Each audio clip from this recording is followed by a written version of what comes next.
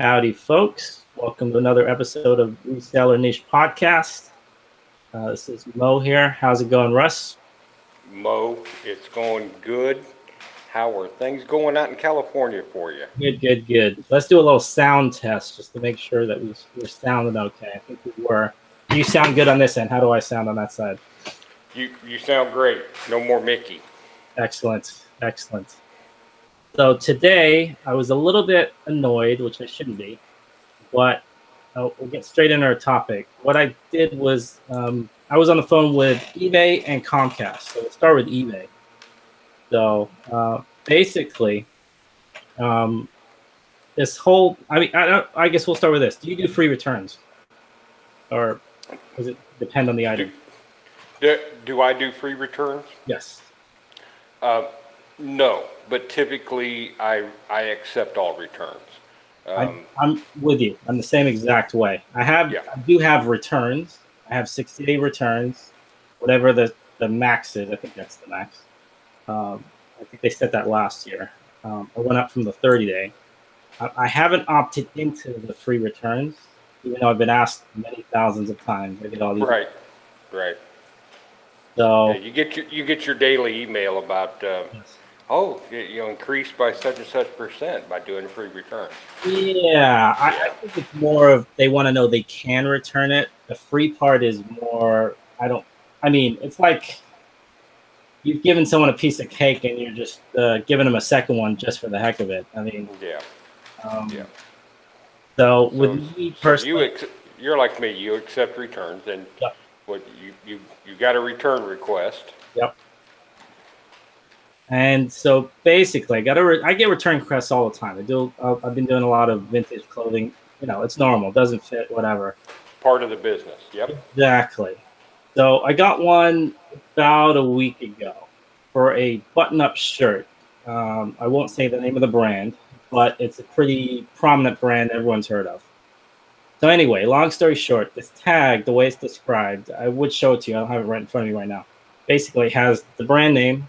Right next to it on the right, it says XXL, and below it has where it was made. So it's basically 3 tags in one. You got your tag and then your RN and where it was made. And exactly. Yeah. So the shirt I got back was 2 out of 3 tags. So my first assumption was maybe it got ripped, it got torn. That could have happened. People cut tags out all the time. Yep. Exactly. But then I looked a little closer. I was about to hit refund because I would say I probably put through about 99% of the refunds, just straight off. And then 1% I'll ask a question if I need a picture or something. But anyway, So this one, basically, it's got, the way the shirt is, it's a bunch of little pictures. It's a commemorative shirt, like a 25th anniversary shirt. And it's a bunch of magazine covers. So there's a bunch of these 1-inch by 1-inch squares. Now, right behind where the tag is, the squares in the picture are different from the squares. My pictures online are different from what they sent out. So I can understand if you rip the tag, but I don't know how you change it. How you can change the pictures of the shirt. And your first inclination is, you always want to give your customer the benefit of the doubt. Yes. So, hey, maybe he sent you the wrong shirt. Yeah, so that's why I assumed. But then for this one, I just had this weird feeling. I'm like, okay, whatever. So I called, this is public Friday. I called eBay. And then he had already opened up, he'd already obviously sent me the shirt back. So he'd opened up a case. The case was pending. So I have 3 days left. So Friday, I called him up. I think it was Friday. And then they said, well, they kind of paused. And they said, your case is due to close on Tuesday, which is last night. And what we want you to do is call us on Tuesday if nothing else changes. I said, what do you mean? He said, well, basically, if what you're saying is correct, this is possible fraud. So, but we don't want to do anything until, maybe they change their minds or whatever. Maybe they send you the right shirt. Right. Then wait till Tuesday. So Tuesday comes, no response from the customer, nothing else happens. So I called up eBay again. It was late too. It was like 10 p.m. my time yesterday. I said, you know what? Nothing's happened. Haven't heard anything back. What do I do now? Then they transferred me to another department, and it was the original customer service person with somebody else on the phone. And then they basically said, well, we're going to open up a fraud. I don't know what they called it exactly. But basically, it's like I'm going to be stating that it's a fraudulent return. Right. I thought, okay, maybe I've seen those before. Usually it's in their in the system, right? You go online in your eBay account, you can see it all that. And I said, oh, okay, so do I just go online? I said, no. We're going to email you right now. We're going to email you a form to fill out. And we're going to also ask you for pictures. So I thought, okay, this is late last night, so I didn't check it till this morning. This morning when I checked it, it's a form that says I state and has my name that so-and-so and has the customer's name has fraudulently returned X item and, you know, do that, and had some legal jargon in there basically.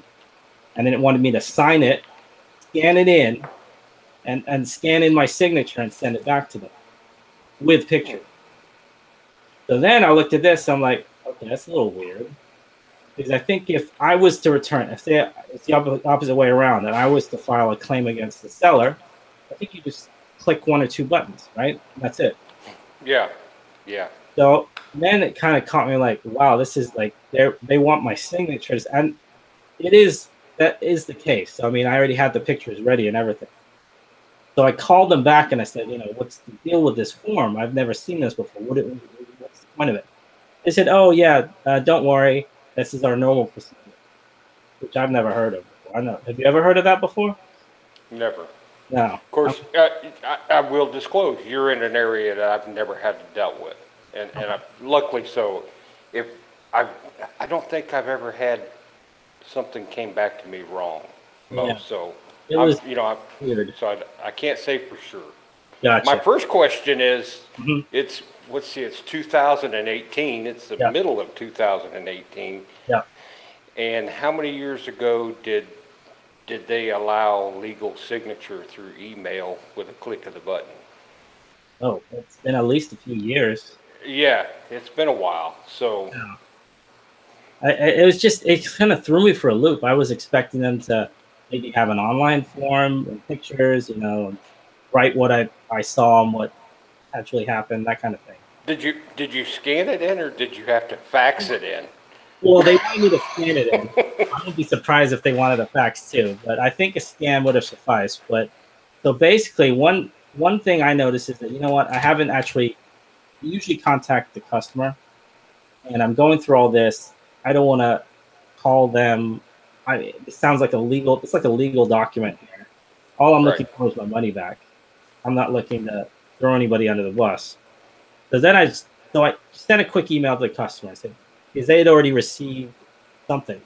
And then actually when I was about to write the email, I got a response back from them before I even wrote it. And it said, hi, this is my name. I have 100% positive feedback. Is there an issue? That's all they said. Which is kind of weird too, because I've never heard a buyer refer to their own feedback. But I guess that's neither here nor there. But anyways, I responded to them and I said, you know what? We got back an item. It doesn't look like the one that we sent you. We're checking the pictures compared to our inventory right now. If there's anything else you possibly know, you may have forgotten to tell us, let us know now. And then, you know, that might speed up the process, but otherwise we'll be in touch soon. That's all I said. Right. And then within, I want to say about 5 minutes, I got 2 emails back. And then one of them said, oh, no, what happened, blah, blah, blah. And it was kind of a weird email that just said, oh, I don't know what happened. I did anything wrong. The second one said, oh, now I know what I did wrong. I have 2 of those shirts. They look so similar. I just sent you back the wrong one. And you were telling me off air that person bought 2 from you. I think so. I think they bought. You think so? Okay, it may have been 2 of your shirts. Yeah. Okay, so honest mistake. So at this point, honest mistake. Exactly. So. I've had that. I've had similar. Yeah, on a return request. Myself, because I think what was happening, I was about to. I mean, I'm not going to fill out that form now. What I'm going to most likely do is just go back to the customer and say, I was asked to fill out this form, and can you just go ahead and send me the shirt back?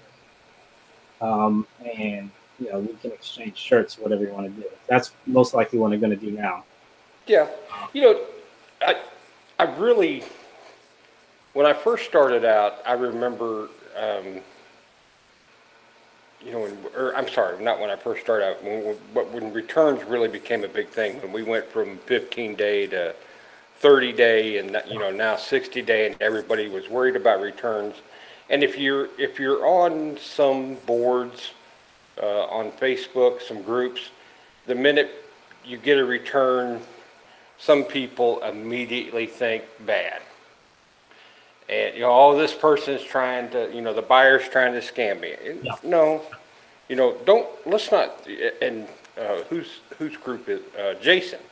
Jason's group's really good about, don't disparage your buyer right off the bat. That's, Exactly. let's just think. So you gave this person every opportunity, and you're working it out, and that's the good thing. I mean, I felt bad almost because I was about to fill out the form and say this, that, and the other when they actually have the shirt and they can send it back to me. I'm done with it. So, but you're also, Mo, you've been around the block a time or two. Yeah. And you have those feelings that, how many times do you think about in the last 3 years? How many times on a return have you gotten the wrong item back? Yeah, it's very, it's rare, isn't it? Very, very rare. I can think of 2 occasions. One of them, the guy, I almost laughed. This was not an eBay return, it's an Amazon return, which is actually a lot more common, at least for me, than eBay. Right. How about you? But it was a pair of Nike shoes, and those shoes, whatever. And they sent the shoes back. This is on Amazon. And they sent them back without the insoles. Yeah. And the funny thing is, the reason I don't mind saying it on Amazon is because I called up Amazon and they just basically said, "Oh, okay," and then boom, you got your money, and exactly. So it's not like a big deal. I wouldn't see that really on eBay. I'm sure that happens, but it's kind of like an afterthought on Amazon. It's like the customer service person was halfway through filling out, giving me a refund before I was finished talking. So, yeah, you hit on a deep subject there that we could spend hours, customer service. Yeah. And how, excuse me again, telling you on Friday, well, wait till Tuesday. Yeah. No, let's handle this situation right now. Yeah. Let's, waiting to the last minute, that sounded to me that was the support personnel going, I don't want to deal with this. And it's funny you say that, actually. The guy that I spoke to this morning about that was, I don't want to say, I don't want to be bad about eBay customer service, but his responses were kind of like, oh, it looks like somebody's taking care of this. Looks like the case has already been started. Let's finish the case. And my response to that was, didn't you just hear I got emails back? Guy probably has a shirt. If I just let this go, then I'm telling this guy that he did something fraudulent, and I'm basically right. Even if it was an honest mistake, exactly. Let's fix the problem now. Yeah. And that's kind of disheartening from that aspect of it. When you call them, you want, because stuff like this weighs on your mind, or you have to, now I've got to remember, remember 3 days from now to do that. And like I said, it was late, and you went, oh yeah, oh man, I got that return to deal with. Yeah. So that's kind of a lacking in customer. Well, the cases, I get policy, I get their, and I really like their I do get unpaid items, and you got 4 days. Okay, give the person a chance. Yeah, and actually, but after 4 days, if first you have the 2 initial wait days. Yeah. After 6 days, if you haven't paid for an item, you're probably not going to pay for the item, you know. Let's just move on. Maybe Right, somebody. but this is different. You have it. You know, you're trying to finish a transaction. Yeah. You're trying. You know, you've allowed returns. You've done your end. The buyer has done their end. Yeah. So let's ask eBay to do their end, and let's help me deal with this. And here's the kind of, I mean, I wouldn't do this, but the hint that I got from the guy today on the phone when I said, you know, what about these other emails? He's going to send back the shirt. His response was, well, you know, you're covered, right? You're not going to lose anything. So what you're saying to me is I'm going to keep the shirt and keep my money, and you're okay with that as an, you know, a customer. I mean, yeah. And, that doesn't sit very well with me. I mean, like, that's theft. Yeah, hey, it happens. We're what? You're okay with it, right? Exactly. You know, yeah. No, I'm not okay with it. I mean, because I just think of me being in that guy's situation. Maybe I was in a hurry, going out the door. He grabs something, throws it in an envelope, whatever the situation is. Yeah. He sends it, and you're telling me that technically, because I filled out the paperwork correctly, I'm okay. And you're okay, and you got your money back. So yeah, I mean, I like the fact that they had a procedure and you can follow through that. So they've got our back. I don't want to. Maybe I'm kind of double talking here, but at the same time, somebody could take advantage of that. Well, let's talk real for a second about eBay support. Yeah. You know, you can call up eBay support and get 2 different answers on the exact same issue. From the same customer service person. On the same from the, I mean, yeah, but you can get, you know, two different answers on the same day. Yeah. On the exact same, you know, you call in, you literally can call in. That crap. Yeah. Needs to stop. I mean, you know, that's the stuff that it's like, wait a minute. No, you have eBay policy to read there. Let's stick to policy. Let's stick to the script, so to speak. Yeah. I mean, so yeah, I could understand if, let's just say, I just, you know, stuck with the online system. You know, you're dealing with a computer here, and then that happens. But if you're dealing with a mediator, which is what customer service should be, right? They're right. Get in that gray area, figure out when it doesn't check one of the boxes. Then their job is to kind of figure out, okay, how do I get the best out of this situation? Not stick with whatever the initial, you know, assessment if it's wrong, you know. So that kind of, yeah. It's kind of like Vegas not Russian roulette, but Vegas roulette. It's like, what am I going to get today? Yeah. You know, and that's kind of where you struggle with, and maybe that's part of their design. I would hope not. It is. I mean, it is and it isn't. Maybe that's bad to say, and I get it because I know a lot of people talking about, like eBay Open, we're talking about how they're trying to see the seller side of things. So I understand what's behind it. When you bring up something and you bring up an issue, an error, a mistake, that should be rectified rather than, well, technically you're okay. You know, we talked about one time, you know, the information eBay has to deal with, or the things that eBay have to deal with. There are bad sellers. Yeah. And there are bad buyers. And typically, the way our society works, when you have a bad seller or a bad buyer, the good ones have to pay for the policy. You know, they get reprimanded for the policy. Yeah. You kill it. What's that? Something about getting onto the chickens for letting the fox in the hen house. You know, that old thing. And a great example of that is now they charge, and have for years now, for higher shipping. They're going to charge final value fees on shipping. And the reason they have to do that is because some sellers saw a loophole and went, hey, I can sell this for $1 and charge $99 shipping, Yeah. and I don't have to pay a fee on it. Yeah. Yeah. You know, that wasn't, okay, it was a loophole, but still that wasn't right. So now everybody has to pay Yeah. final value fee on shipping.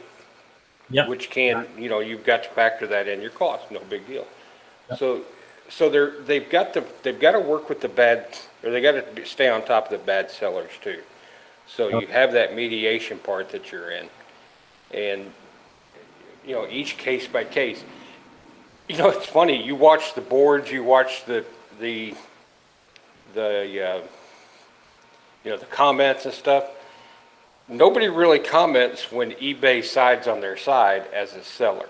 Yeah. Yeah. I mean, I don't want. I appreciate that eBay and Amazon and all these companies are looking a little bit more into backing up sellers. Yeah. But at the same time, like you said, I mean, there's cases where there's not good sellers. It's like there's not good buyers. So I mean, that are going to take advantage of loopholes. So, That's a good, yeah, take advantage of it. So, you know, it is like the return. It's part of the business. yeah. Actually, there's a comment on here right now. Jeanette Randall. I had someone return something different on Amazon. After 20 minutes, the rep asked me if I wanted to report the buyer. I said, of course. And a week later, my item returned, no explanation. So it's the sense I'm getting is a lot of times with customer service, eBay or Amazon or wherever, kind of like each of these items, situations is a cog in the system. And every time we slow it down, it slows down. Yeah, you get. You know, one thing I usually do is if I see an issue, if I see a problem, I immediately contact either eBay or Amazon, talk to that customer service and say, all I want you to do is put some notes in there that I've noticed this. Yeah. And that typically helps the case in the long run, because you're the first one to call in to say, hey, I've seen this. Yep. You know, there's a reason in a court of law that prosecution gets to go first. And then there's the rebuttal of defense. Yeah. So I've always kind of taken that aspect on that, to where you call in and, or, you know, just call in and let them know immediately there's a problem. That does help those type of cases. Yeah. I did have an issue once, this lady, and some people, I tell you, the change I've seen in the last couple of years about returns or about products is the professionalism and the more the niceness. People are kinder. Yep. About returns, especially on eBay. They'll send me a note, hey, I just got this item. I noticed there's blah, blah, blah. Yeah. And we'll work it out. You know, we'll work it out. But you get that one occasionally, this is a piece of junk. You should have never sold me this. Well, wait a minute. Hey, can I see some pictures? Okay, it was damaged during shipping. You know, so you get that. And if you turn them around and be nice to them, we've all been there. Yeah.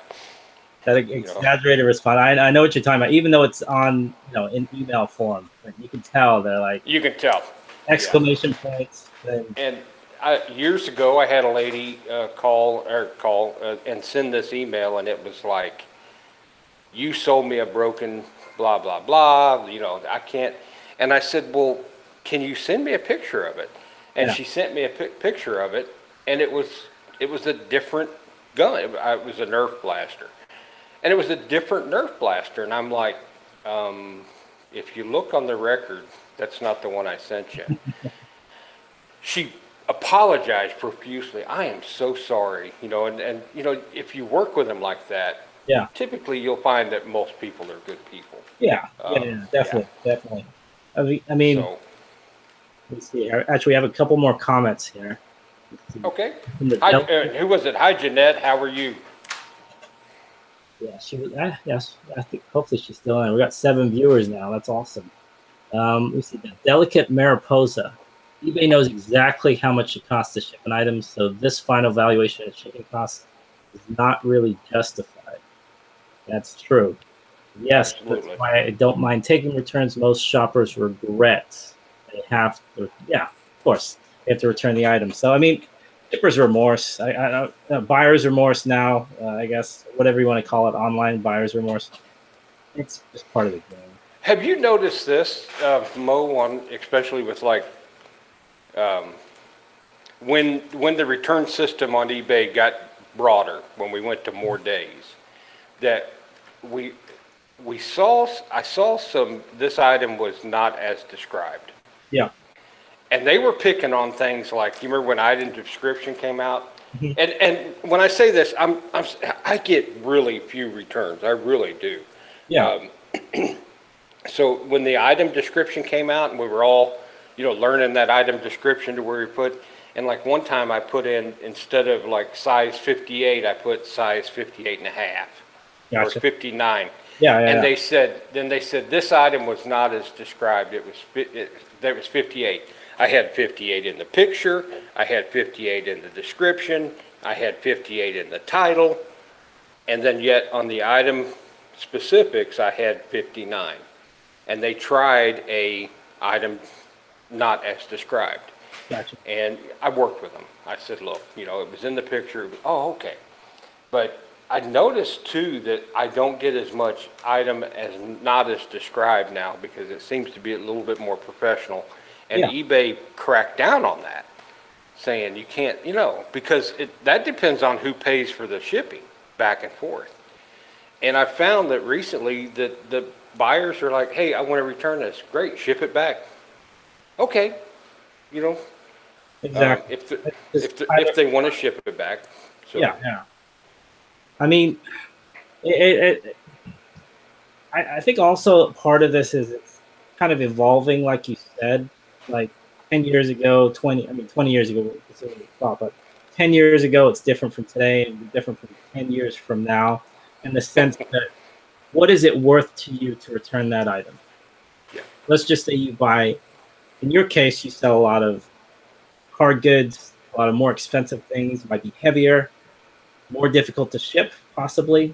That takes time, takes money. So that factors in. In my case, I sell a lot of smaller, lighter items. Right. Much easier to ship. You just pop it in a bubble envelope or whatever. So these are all factors to play in there. And then also, if you have to pay, I guess we're talking about free returns again. You have free returns turned on, maybe it's a little bit, okay, I'm not gonna have to pay that. If you don't have that turned on, I'm gonna have to pay that. Even for bubble envelope, I think it's $6.90 for me for a priority bubble. Yeah, Flat rate. it's that, I look at, I run my business on a penny accounting type area where I watch the small money. Mhm. And when you watch the small money, the big money is also watched. Yeah. Type of, and so I think of each, okay, yeah, that's, okay, I got free returns, that's $6.95. Or what's the cheapest? Even the small flat rate now is up to like 6.56. I think the padded flat rate, or not padded, but normal, the Mylar envelope is like 6.25, 6.30, somewhere around there. Something like that. And I think it's 6.70 is my my cost. So even first class has gone up. I think the minimum class was it 3 ounces or 4 ounces? It's 266 for me. 266, and we're coastal. Both of us are coastal, so we don't have the. And if we send something, you send something to New York first class mail, it may be $3-4. Exactly. And so now you've got that return. There are times where if I get a return and it's an item, I send a fishing reel, and the guy said, "Hey, this is junk," and I went explain, and he went to tell him about it, he was the one that was kind of upset about. And we worked it out, and he said, "Well, let me send it back to you." I said, "No, don't." It was a $12 fishing. He won the auction for like $12. Yeah. I had nothing. No, please, take it. Hopefully you can use it, fix it. Hopefully you can use and fix it. Just take it, and don't send it back. You've done enough as a buyer. is that the way? I mean, let's just say it looks like, you know, somebody's not trying to scam you or anything like that. It's a normal thing. It got broken in the mail and you sent out to somebody. Is that kind of how you kind of go one-on-one, kind of assess it based on, you know, what it's going to cost you? You get it back, you get a broken. Absolutely. I picked that thing up for, it was probably in a bin, or, you know, in a bottom of a box of a lot that I picked up. Mm-hmm. And, you know, I just threw it up as filler type thing. And, you know, hey, you know, it's summertime, so my price point's down a little bit. But, you know, stuff like that. Now, if you immediately start picking on me, or you start saying things that I know is like, and of course we all know, I hope that we all know, if a buyer ever sends you a note and says, if you don't fix this, I'm going to leave you bad feedback, that you immediately stop what you're doing, call eBay and say, read this note. I actually like getting those. I mean, not that I like it being abused, but I mean, I just think in my head, you just made this way too. I mean, and I do, because I'm thinking, dude or person, you have, you know, it's the old, you have no clue what you just did. Yeah. And you know, I've only had that a couple times in years, you know, years of doing this now. And now I had, and recently I had a guy say, hey, a couple of these you sent, it was in a lot of trading cards. And he goes, a couple of these you sent were fake. Okay. And I went, hey, I can't, you know, I'm very sorry about that, but I can't look at 1,000 trading cards in a lot and pick out, you know. I said, it said in there raw lot. Let's work together. Oh, you know, the guy was real nice about it. Yeah. And, I had to, actually, it's funny you say trading cards, because I had this, I think it was last Christmas. I had this lot that I got at Goodwill of garbage pail kids, but they were newer ones, not the old ones. And they were packs, sealed packs. And I had like, I don't know, 24 in a box or something like that. So I sold them all really fast. And then I guess one of the packs, they're supposed to have some kind of like glittery card in the middle of it. I forget what they're like, a hologram card. This one pack didn't have that card, whatever it was, the special card. So I got this really like similar to that, like, you sold me a fake pack, blah, blah, blah, blah, blah. Right, yeah. And my response to him was, you know, did you, you know, I mean, we aren't experts, you know, I apologize you got that. What can we do? I mean, and we basically, I just split the difference with him. I mean, I got it for probably 20 cents a pack. We went for a lot than that. And I said, you know, keep it, and then we'll split the difference. And he stopped right there. Oh, okay. Oh, okay. Yeah, you know, they're expecting a fight. Yeah. And you know, the old way, kill them with kindness, and it does. You know, you know, years ago. When I say years ago, how long have I been doing this now on eBay? But you know, you'd get some nasty grams from. Yes. And you know, I saw a guy sent me an email. I mean, I was like, dude, don't speak to me that way. I'll hunt you down. But you know, and yeah, you know, it was a younger. I wouldn't say. Well, he said, I got to go to bed and get up school in the morning. So he wasn't even supposed to have an eBay account, so to speak. Yeah, so adolescent type mentality. So that happens, but it is. So it's such a tough area, Mo, because it is part of the business. And, you know, a return request can just deflate you for that. You know, and now my phone has that sound when I get a message. Yeah. And it's on the eBay. It's three different types of messages that the same sound. It's either a return, it's a question about an item that's listed. Yeah. Or it's an advertisement for eBay. Hey, I noticed you looked at such and such item. So when you first hear that noise, you go, oh, return, wait. And then you see it's an eBay ad and you go, oh, okay, no big deal, you know. Yeah, yeah.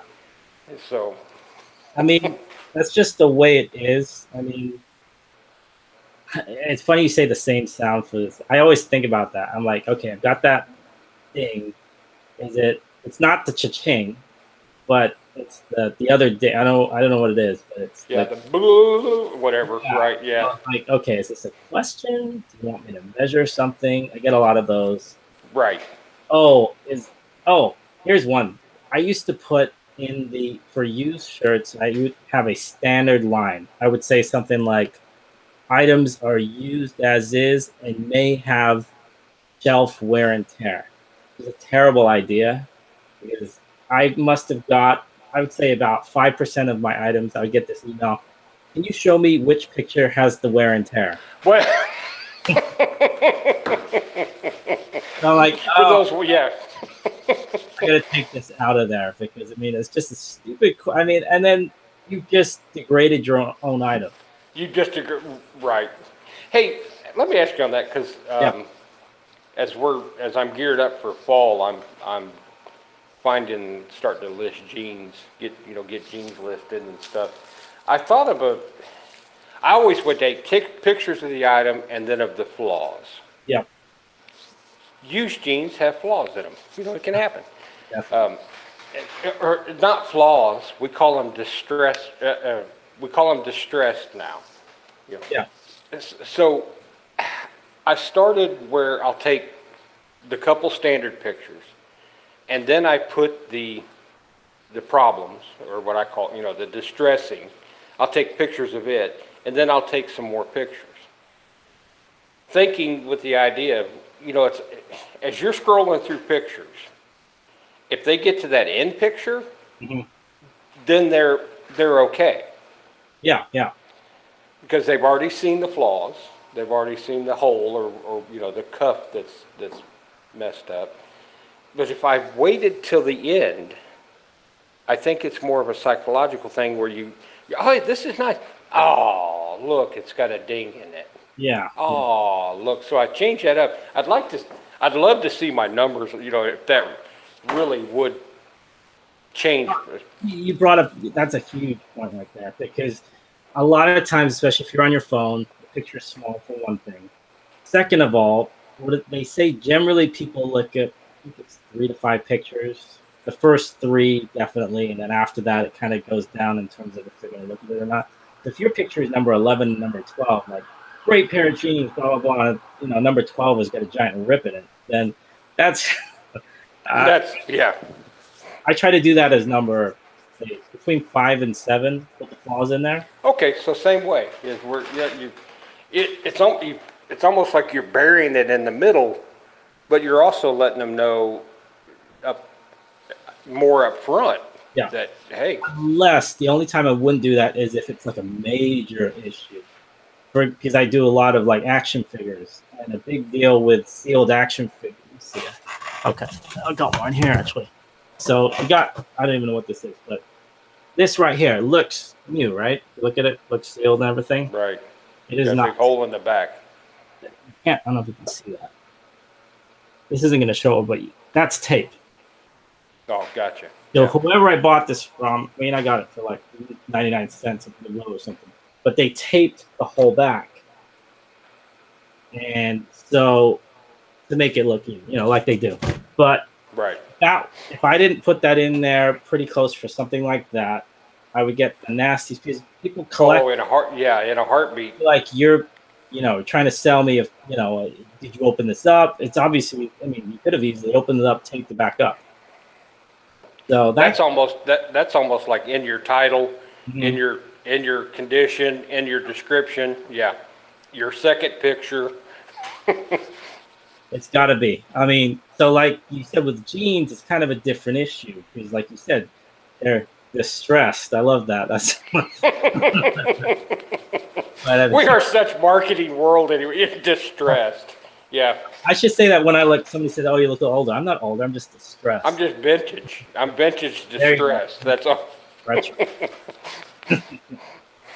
But yeah, I mean, it's interesting the way the mind thinks. I think that's what when you touched on that about where you put that picture in that 12, I think that's good conscientious listing right there, because me personally, I don't know if I look at the 11th and 12th pictures unless I need to. Because if you say, I don't know, if you're buying like a hard good, then maybe you will. But like with a pair of jeans, with a shirt, I'm not sure if I would. Like, but like maybe action figures I would. But that's because I'm looking for the corners, Right, yeah. split in the back, or whatever. And that's a good point. Your item is buyer specific, so you try to get into that item. I mean, if you're in those collectibles, yeah, that type of stuff. I had a Keurig, one of those big Keurigs, Yeah. and it was missing one of the spouts. And I listed it anyway. I actually dumpster dived for that. And I put it, that was my second picture. It was in the title. Yeah. Because I didn't want that getting back. So, but yeah, hard goods, hey, it's got a couple dings, especially some vintage hard goods or vintage electronics. It's got a couple dings on it. And I'll post those at the end, because you're kind of expecting that. Mm-hmm. It's a 50-year-old piece of electronic. There's rarely times you're not going to have dings on it. Yeah, definitely.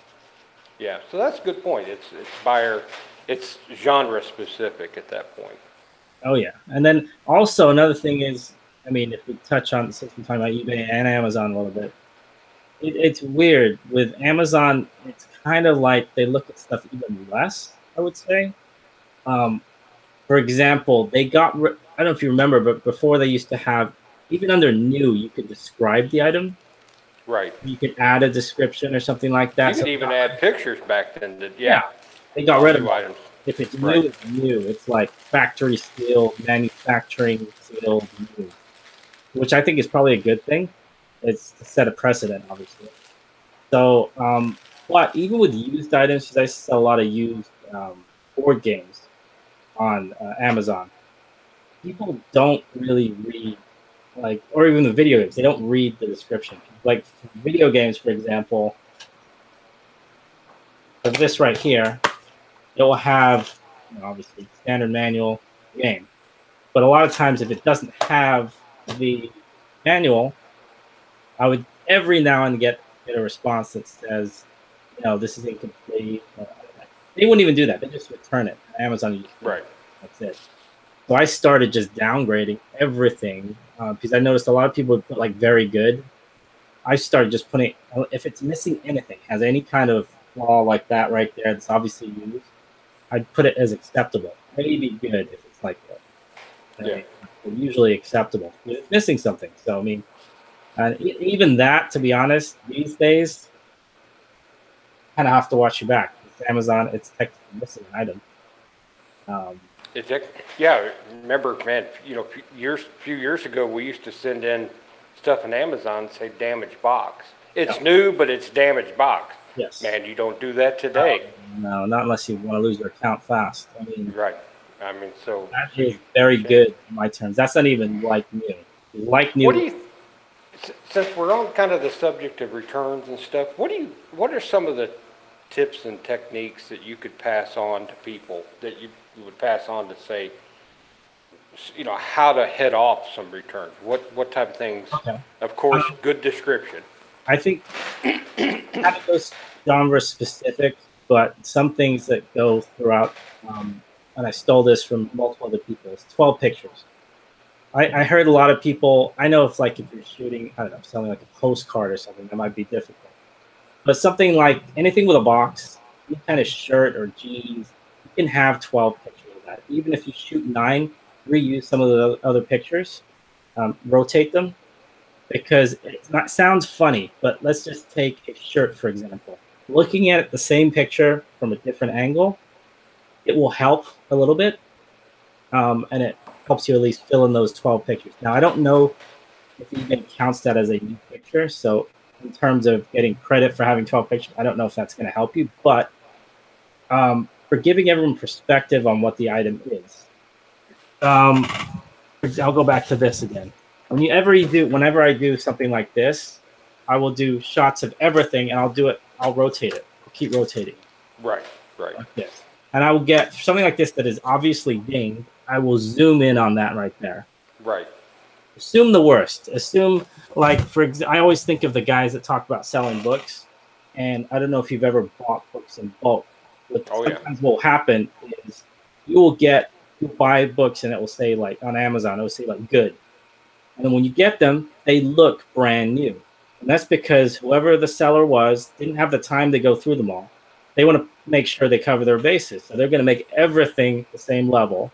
Some will be better than worse. I mean, some are good. Maybe some are acceptable. But my point to that is that they have said that they've set a precedent that everything's at least this. So getting out. Steve Rakin always said, what's that?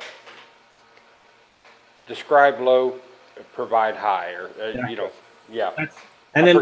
excuse me, Steve, for not knowing exactly the words, but no, I mean that's exactly right. Because, for example, it's kind of getting off topic a little bit, but with my shipping, I never say like overnight 2-day. I always have something like parcel post or something listed there.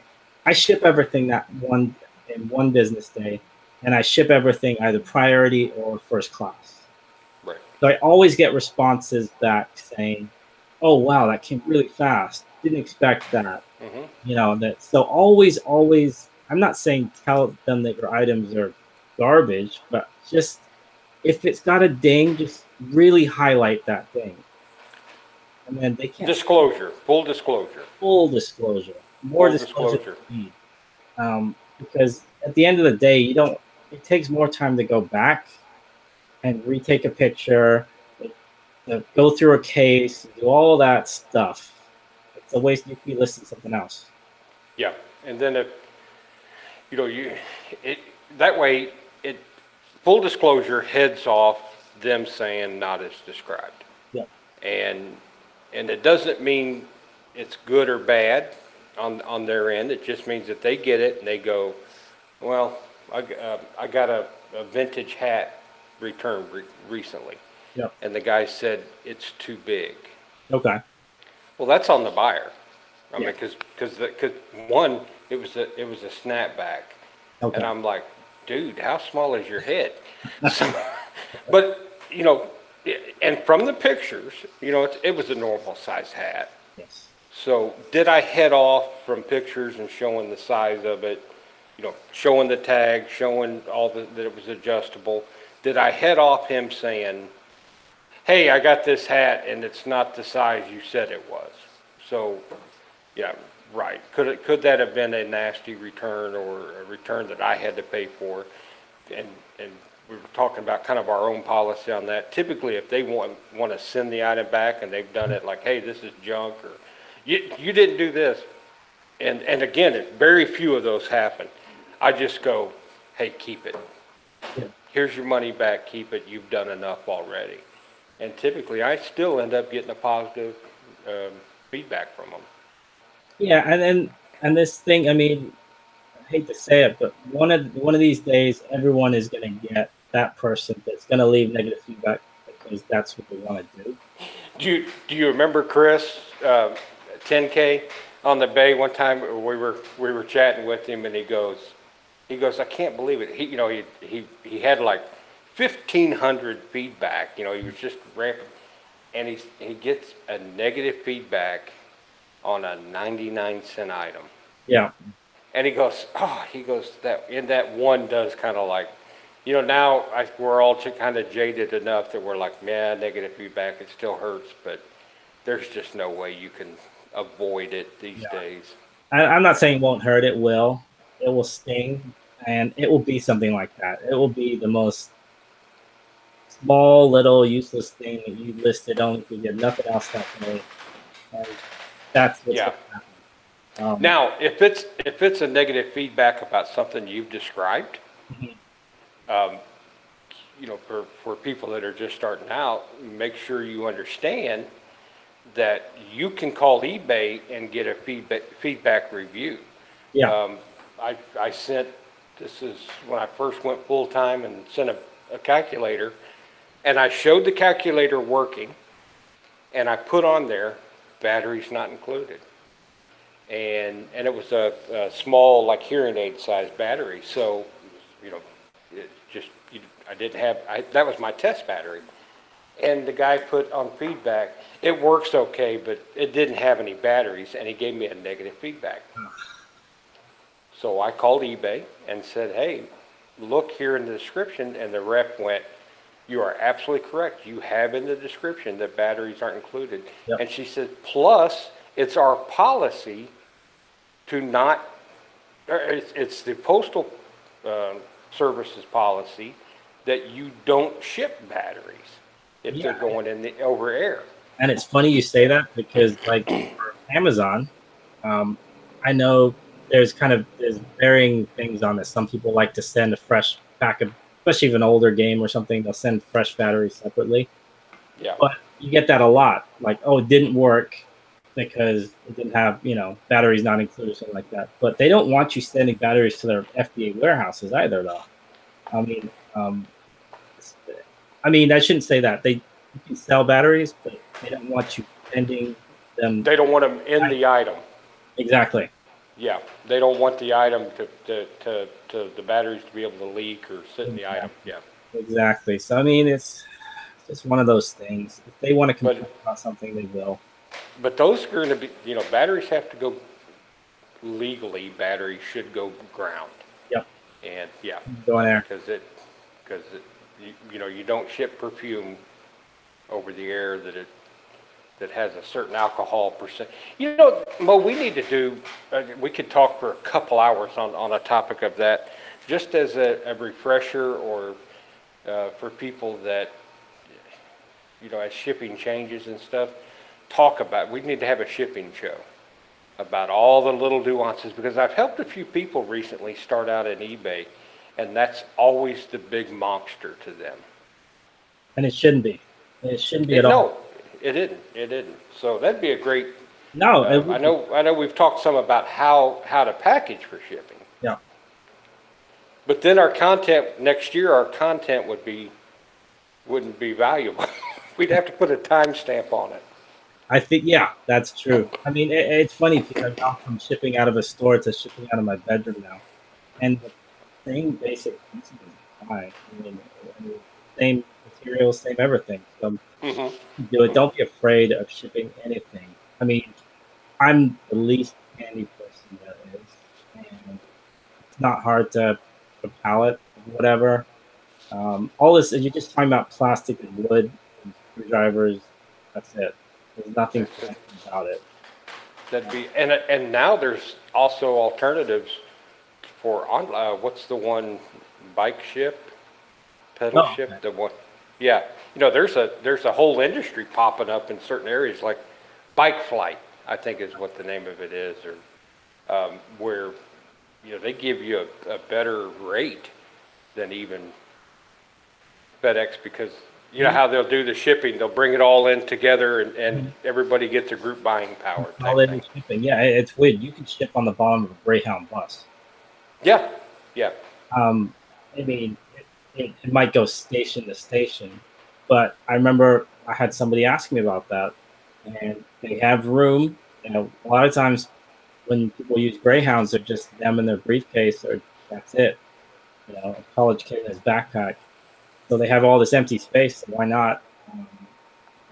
They were actually one of the first coast-to-coast shippers back in the day.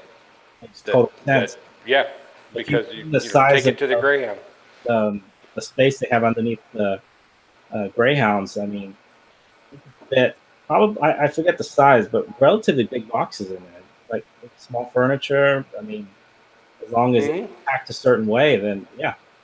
Yeah, especially those old Eagles they used to all, back in my day, the Eagles, man, that you could fit. It was probably 3 feet by, 12 feet wide by 3 feet high. So you could put some bodies back in there. That's huge, because I think the FedEx and UPS ground max is maybe 33, 34 inches cubed. So that's less than 3 feet cubed. Yeah. Yeah, I don't know. And then weight, now you've got you go over a certain pound, you've got to do 150 different. pounds. I think Yeah. last time I checked, 150 pounds, but that's if it's secured properly. Half the time they refuse stuff if they don't think it's secured properly. Right. It has to be on a pallet. Once you're at that pallet weight, it's now freight. You got it. Well, didn't mean to chase that rabbit because I know both of us really like. Oh yeah, I can go on forever on about shipping. But the thing I always say is like what Mo taught me was don't be afraid to ship the big stuff. And I make some good money on some big stuff. It takes a little bit more time to ship, and it is, it can be frustrating the first couple times or the first time because it's like, what do I got to do here? Well, just after a while, it's like, and even Carol now she'll see something big. Hey, Russ, come look at this. I haven't got into tables and chairs yet, Mo, like you can do, but I'll get there. It's not. I mean, like you said, it's not difficult, and it's not something you should be worried about, especially if you're in a place that has good furniture that's cheap and you want to sell it. Do it locally, ship it if you want to. I mean, you can do all of that. Got it. I don't know how many times I've sent basic looking, plain looking tables and chairs, like a dinner table, kitchen table with 6 chairs. You can fit that on one pallet. You flip it upside down. You just bubble wrap and you just pack everything in. It's easy. One person can do it. My assistant was a lady, 5'0" nothing, 100 and nothing. She could do the whole thing by herself. Now you're not talking that $7 bubble wrap you buy at, or that or the shrink wrap. Because I could have, you taught me to shrink wrap a lot of things. So that little $7 shrink wrap thing that I buy at Walmart, that'd take a couple rolls to do one of those pallets. I mean, I know about a couple rolls. Yeah, you're gonna run out of that fast. But I mean, it's not hard, and that stuff's not expensive. You can build it in the top. Cool. Yeah, definitely. Like you posted something you just listed locally. I said yesterday. You had that trailer on the main street. You had it parked. Yeah. Well, one of our last podcasts we were talking about eBay, no Amazon. What would we do and stuff? Yeah. And it got me thinking, because I mentioned that back in the day, if you had a car to sell, you didn't have to put it in the paper. You just put it down at the local parking lot on Saturday and Sunday and put your number on it. And people, my father used to go shopping for new car or for different cars that way.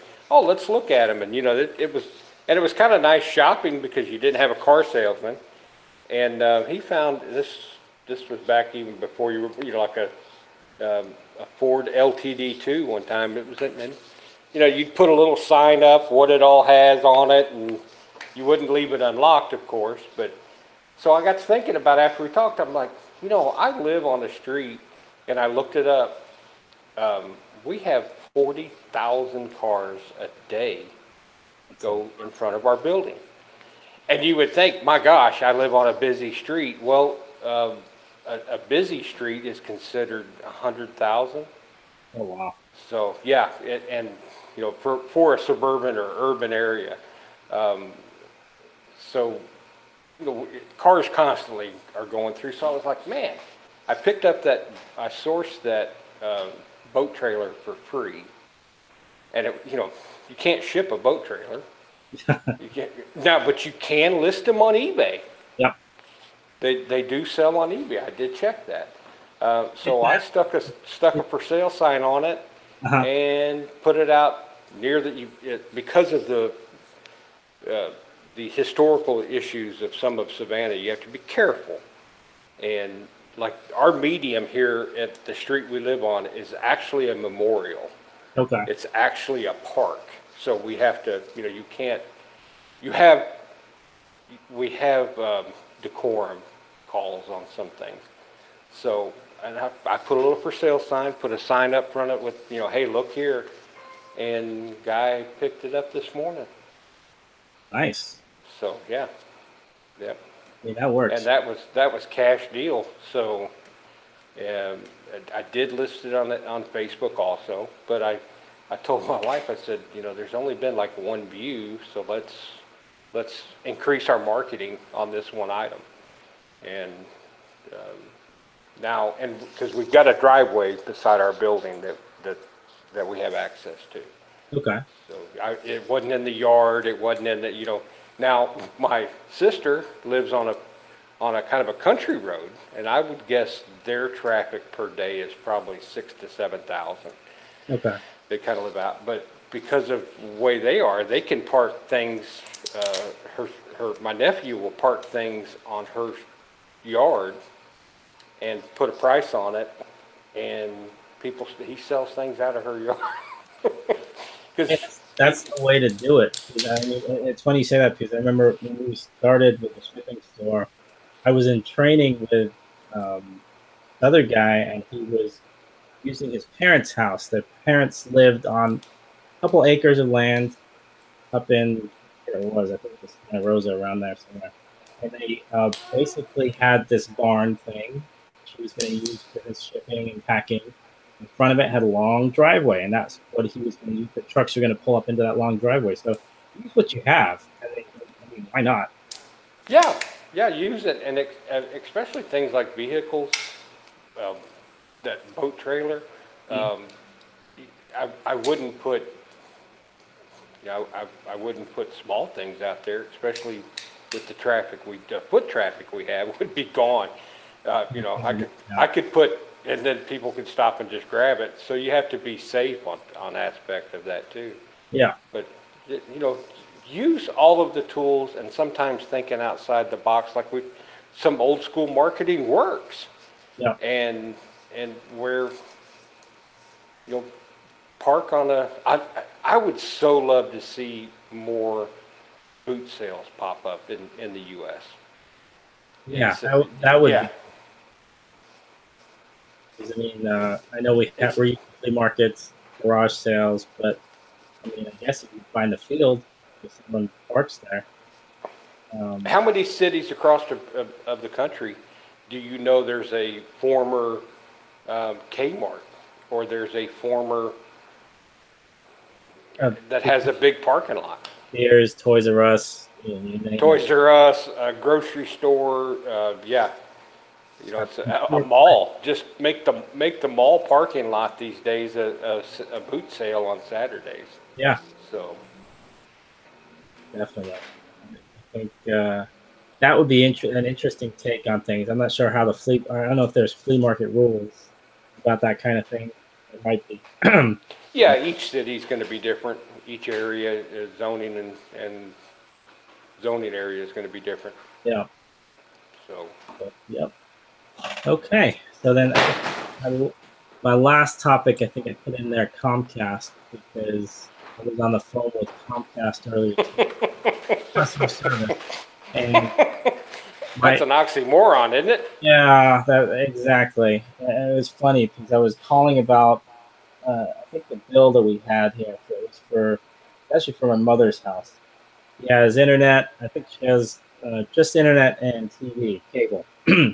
And the price went up from gone up like $60 a month in the last 6 months. The last price increase went from like 117 to 158. So I called them up. I said, "What is going on here?" So it was one of those where they keep repeating the same thing over and over and over again. And with this one, I wasn't successful because he was basically trying to sell me on getting a phone line. When I said, "Well, we don't need the landline." And his whole thing was, "Well, I can discount your price. You have to get the phone line. You also have to activate it." Right.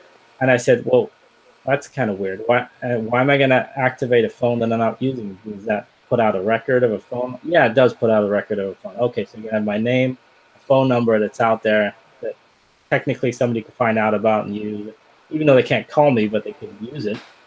Right. So that song and dance went on for about 45 minutes to where I'm like, okay, I'll have to call back and get another rep tomorrow, hopefully get a discount then. But you can see with customer service these days, you're going to get some good, some bad. And like you said, depending on who you might get somewhere, you might not. It's just a question of calling back, finding out what you can get from this person that you're on the phone with. Did I tell you the story about when we moved to Savannah? No. And I looked up, you get online, we looked up, seen what we had. Of course, Savannah is Comcast Comcast locked in. Okay. Or they used to call it captive, but it's, yeah, you're a captive audience. You're almost, now we're almost into a slavery type. Oh. It's kind of a, the cities are, Monopoly. yeah, that's what I would look for, sorry. But, that monopoly type thing. So I called Comcast and I said, look, all I want is is internet service. I don't watch TV. Literally our TV has not been turned on in probably 3 weeks. I take that back. Carol uses it to exercise. She watches exercise. So, we don't watch any TV. And if we do, it goes through Roku. Gotcha. And so I said, and the guy went, well, okay, well, the basic cable channel is like $60 a month. And I said, you don't understand. I don't even watch basic. Okay, well, then the local channels are, I said, I have a digital antenna, but I don't watch TV. And he goes, hang on a second. Can I put you on hold? And I'm like, yeah, no problem. Hi, Mr. Lee. Yes, this is Mary, and I'm the supervisor. And my agent's telling me that you don't watch any TV. And I'm like, yeah. Well, are you sure you don't want any package with it? I'm absolutely sure. All I want's internet. And she goes, can I put you on hold for a second? Oh my goodness. Hi, this is Mary's supervisor. 3 levels, Mo. 3 levels to tell them, for them to go. It was like they were like, we got a guy here that doesn't watch TV. What the hell is going on with America? This guy don't watch TV. Put the word out. Call the cops. Get the FBI on him. What the hell's going on? He's not watching TV. And it was like, but what's your favorite show? And I went, Adam 12. And he literally went, you don't watch any at each level. And it was just that high pressure sell. Yeah. And that sounds like what you hit up against is like, here, what we'll do is. Exactly. We'll put this bundle together and it's only $1.50 a month for 2 months. And then after that, it's going to be $3,000 a month. You okay with that? Wait, did you say $3,000 a month? Oh yeah, but it's $150. It's $1.50. But after that, it's $3,000. No, it's $1.50. I mean, it's like you're dealing with Abbott and Costello, who's on first. I mean, Exactly. And the funny thing is they have that whole triple play thing. And I have a lot of gripes with Comcast. Their whole thing is they want you to, it's basically 3 different things put together. And the way they like it to work is that you're on a promotion. And this promotion will end in 3, 6, 9, 12 months. And they don't always purposely set like your phone to a 6-month promotion, your cable to a 12-month promotion. So one's the other, they're not going to overlap. One's going to go up in price. And when you call back, they want all this confusion. Absolutely. So your bill is $138. They have degrees in psychology. They have doctorates in psychology and marketing. Yeah. And they know how our brain works, and they make it that way to where you just go, fine, just give me that, and get me off the phone. Yeah. So yeah. They didn't count on us because I got off the phone, and he kept. The funny thing is, I can't help you with that. So what are we gonna sign up for you today? I said nothing. I'm gonna call you back tomorrow and get a different customer service person. And then they said, "Oh, okay. Well, have a good day then." That was it. That was the end of the call. That was it, Mo. When you had your stores, if you had a customer that came in every day and spent $5 every day, came in every day, put $5 down, what did you do to that customer? Treat them better. Treat them better. You treat and them if he. And if he was there, and if he came into your store for years upon years upon years, and you decided to run a promotion and give people 10% off their shipping. Yeah. That would be the first guy. Exactly. You go, you know what? I'm going to bump you up to 15% off. Yeah. So thank you for being a good customer. Nope, not today. You would say, I'm sorry, I know you've been coming in my store for years and laying $5 a day on my table. Yeah. But I can't give you the 10% discount because you're not a new customer. Exactly. It's only with it's almost only new customer.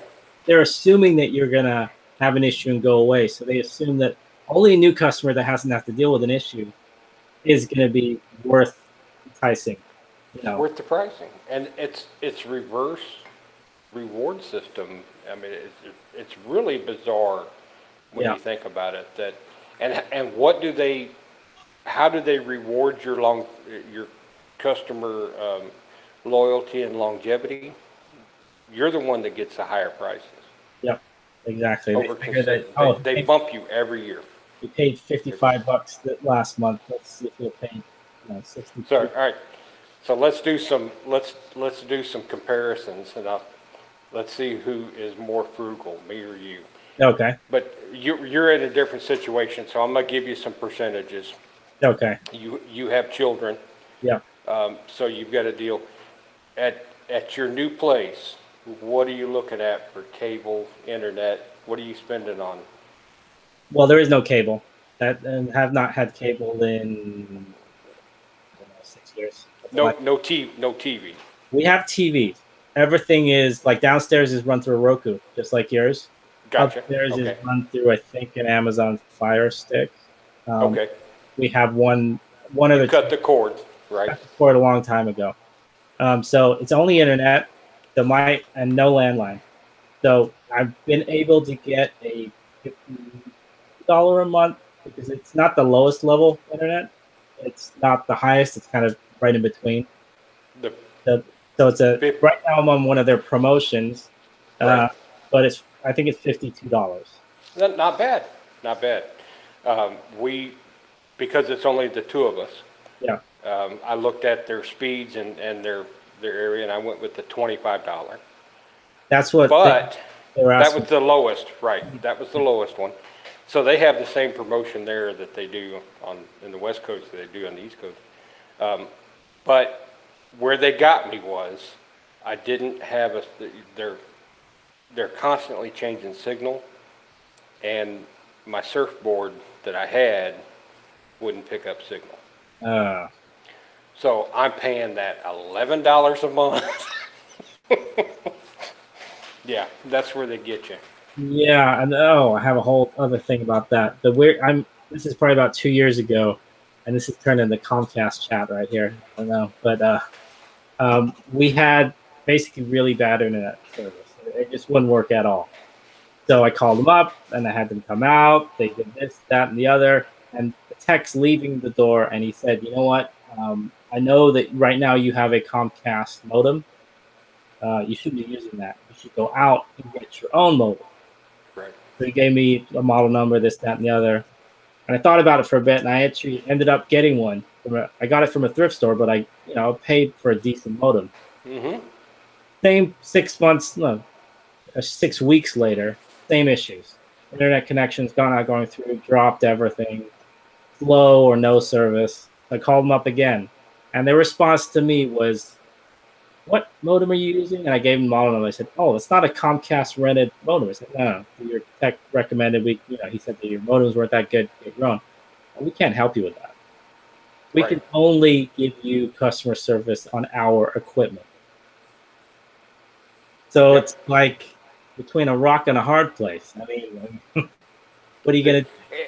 And the sad part about it in most cities and most areas I've lived in, they're the only game. Yeah, you're right. I mean, you said it. They're a monopoly. They get it. I love it. Man, how long has Google Fiber been out there, and how come we don't all have it? Because it's expensive to put in. It's extremely, but I've talked to some people up in Google Fiber areas, and they said, "Oh my, Comcast can't touch that." But wasn't it funny that when all of a sudden when Google Fiber was jumping, all of a sudden Comcast would come in an area and go, oh, we can now do 100 Yeah. megabits All per of a second. sudden. Wait a minute. What'd you do? We've upgraded our system. No, you didn't, because you didn't do nothing in my time. So it's a show. That is another funny thing about that, actually, because I remember when I moved into our warehouse, one of the last locations we had, the big billboard right off the freeway was fiber optic cables in every spot. And I remember moving in there and then Comcast not working that well. And I asked the landlord, I said, where's the fiber optics? Oh, we just put that up there to attract people in. I'm like, great. I'm a sucker. And, I think of our friend John, Nevermore Antiques. He posted recently about his internet. Yeah. So here we are griping about, $37, $52 internet. At least we have it. Yeah. Because his is so spotty he's out in the country. So, and first world problems for sure, isn't it? Yeah. Yeah. But Comcast is fun to bust on because they are the #1 hated company in America. I believe it. I mean, have you seen that? There's probably multiple videos. I remember there's one. It's just audio, and the guy literally, he's on the phone with this guy for like an hour, and the guy is super arrogant. The Comcast salesperson or whatever, he just keeps coming after him again and again and again. Yeah, and it's not our problem. It's not, okay, we'll send a tech. You're going to have to be there, Well, remember the old days where, I got a cable problem. All right, we will be there within after 2 weeks. Yeah. And after 2 weeks can mean 2 weeks to infinity. Yeah. And then we're going to be there between the hours of 8 a.m. Monday till the hours of 9 p.m. Friday. So be home during those hours. And the minute you ran out to go get food to feed your, because you hadn't eaten in 3 days and no delivery would come in anymore, the minute you went to the backyard and took the trash out, there would be that sticker on your front door. We tried to. That's an episode of Seinfeld. I don't know if you ever watched Seinfeld. Yeah. Oh, yeah. That's where Kramer waits all day for the phone guy, and he never shows up. And he tracks the guys down at his house.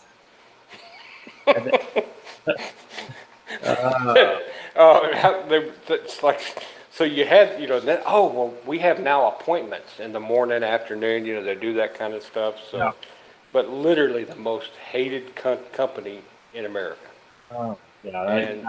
And if you think of where we're at as far as, we're both of us are on our phones right now. We're using the phones to communicate. We're using our internet. The most hated company in America right now is also one of the most important. Yes. And the funny thing is, right when you said that, my screen paused for a second. Oh, they're listening. They know they're better than Edward Snowden and the NSA. Oh yeah. That's why on Facebook I never talk about Comcast, because they'll shut me down. They will. Again, the Seinfeld episode about I'm not taking the mail anymore. Oh yeah. What do you mean you don't want mail? No, don't need it. Don't need it. I tell you what we're going to do, Cosmo, is you're going to take that mail. Oh man! I know that reference is lost on a lot of people. If you haven't watched a show called Seinfeld, you have to. Yeah, boy, Seinfeld would be a different show today, wouldn't it? Oh yeah. I mean, one of the last episodes they were talking about the year 2000, and that's probably the late 90s. I'm guessing 98, 99. Yeah, 96, 97 when they finished up. Yeah. That's really 20 years. Oh, and. Well, they couldn't find each other. Yeah. In episodes, they were waiting for phone calls. Cartwright. I remember the Chinese restaurant. The Chinese restaurant, right? Right. So, he was waiting for a phone call from his girlfriend. what time they'd have to call in and listen to when the movies. So it was a great study of like what life used to be. Really fun.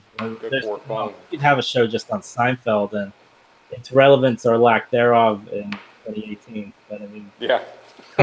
So, well, good, Bo. I hope we covered some things and helped some people out. Or sometimes it's just good to get it off your chest.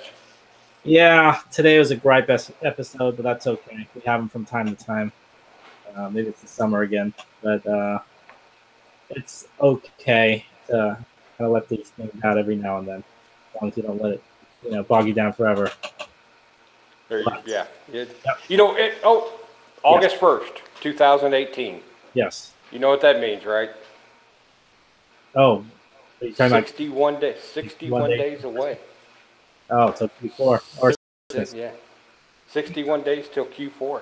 I bet if I walk into a Home Depot right now, they're playing Christmas Eve already. We have pumpkins at our Kroger. Really? Yes, sir. They're ceramic pumpkins. I've never been to a Kroger. I really want to go to a Kroger. I always hear about Kroger. It's just a grocery store. Really? The things I haven't seen or haven't gone to or haven't been to, but I like that. It's like but yeah, Kroger. It's your neighborhood grocery store. Oh, is it? But yeah, there are. We went to Kroger the other day, and they have ceramic pumpkins for sale. Nice. And and it was in July. So Christmas will be coming out next week. Christmas trees will be on sale next week. So, but they're thinking ahead. They're planning. I think the way it is these days is basically July 4th is probably the last non-Christmas related holiday. So back to school, Halloween, Thanksgiving, we're all kind of half Christmas. Back to school and Christmas, Halloween and Christmas, Thanksgiving and Christmas. Thanksgiving is no longer actually. There is no Thanksgiving. It's Black Friday, right? But is that good? Is that smart marketing that they're putting they're the first? You want to be first to market, right? I mean, I think so because Halloween's one of those probably holidays that not everyone takes part in. It's not really. It's more kiddie. If you don't go to parties, some people, it's kind of an afterthought. So they're thinking, we can sell them some Christmas stuff. Well, true, yeah, but I remember going into a shop around Halloween one time. This was a boutique shop, and they had a Halloween candy dish, for $80. Wow. And I'm like, and that blows my mind. I'll sell them that, but somebody buys an $80 candy dish to use for a couple hours a night. And I asked the gal there, I knew the owner, and I said, do you sell it? She goes, oh, we sell those. And she goes, Halloween it's the third or fourth biggest, because it's now the Halloween parties. You're in dad mode. You're in raised family mode. You said it. You think of it more of a kiddish. Oh yeah, it's nonstop for like 6 weeks. Halloween. Yeah, but yet, however, adults will spend hundreds of dollars on costumes. That's true. And Savannah is a huge adult Halloween party. That makes sense. And actually, the funny thing is, because growing up in England, Halloween was not a big thing. In England, on November 5th, it's something called Guy Fawkes Day. Guy Fawkes Day. Yeah, they basically weird. Look it up. If you ever see V for Vendetta, Guy Fawkes is the one that attacked Parliament. Yes, and then they beheaded him and all that stuff. So, yeah. The funny thing, if there's a funny thing about that, is that now, because of the internet, because of TV, Halloween is becoming a bigger thing than Guy Fawkes Day, and they're both within 5 days of each other. Oh wow! People are kind of saying, you know what? I'm gonna do Halloween. I might not do. Halloween's first, October 30th, 30th, 31st. One of those. It's the whole month for me. But so in England, it's a big deal now. Halloween, like you said, the costumes, the parties, spending, and all that kind of stuff. So just the idea of switching holidays, like mixing holidays. That's happening. It's going to be, and that kind of leads into our business because Guy Fawkes is kind of in a box. Yeah. You know, you had everybody kind of dressed the same. They had the same, you had the same thing kind of going on. Well, Halloween now it's an individual and everybody can go stupid. And if you don't think that DC Marvel didn't have a part of that, yeah, didn't, you know, hey, let's push Halloween in other parts of the country for our costume sales. Oh yeah. So, definitely. yeah, that's good. So yeah, 60 days till Q4. Nice. And so that makes it 58 days until my birthday, so keep that in mind. There you go. Russ's birthday. 8 days. We'll have an episode about that. In 8 days, we'll say 50 days to 50 days. Well, I do have a countdown, russ'sbirthday.com. Just go there. There's a countdown. PayPal, donate, you know. All right. So I think we have explored all the different ways to talk about INADs, FINADs, free returns, Comcast, and everything. So I will say we're going to see if we can come back next week, or maybe Friday. We'll see. We'll do another episode. But if you guys want to find us, where can they find you, Russ? They can find me at Roaming Pickers on Instagram. And of course, they can find you on our Reseller Niche podcast. Yep. The Reseller Niche, and on Instagram. Yep. And then also our Facebook group. Take a look. Mo always puts the links out there for that. We have a really good group of people on that Facebook group. Yeah, we need to put more stuff up there because we've got a lot of great people in there putting a lot of great content out. A lot of very smart people on their field, and a lot of knowledge about certain things. I mean, they really do. Yeah. Definitely. So as always, Mo, it's just very informative to sit and talk, and always get good ideas from you. That's why I say, if anything, at least we get to chat. That's right. That's the best. Until the next one, folks. This is the Reseller Niche podcast. For us, have a good one.